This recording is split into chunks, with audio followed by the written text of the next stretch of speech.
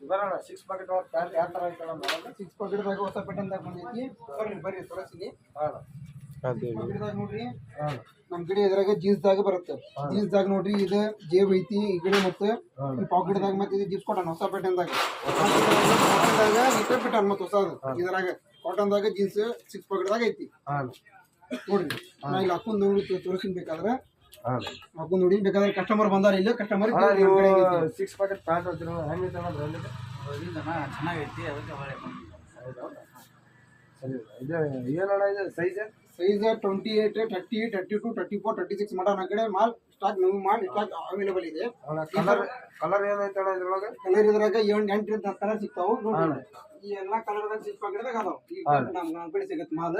ಮತ್ತೆ ನೋಡಿ ಈ ಟೈಪ್ ಟಿ ಶರ್ಟ್ ನ ಸಿಗ್ತಾವ ನಮ್ಮ ಕಡೆ ಕಲರ್ ಅದರೊಳಗೆ ಎಷ್ಟು ಇದ್ದಾಳೆ ಇದರಿಂದ 7 ಅಂತ 8 ಕಲರ್ ಸಿಗ್ತಾವ ನಮ್ಮ ಕಡೆ ಸೈಜ್ ಅಣ್ಣ ಸೈಜ್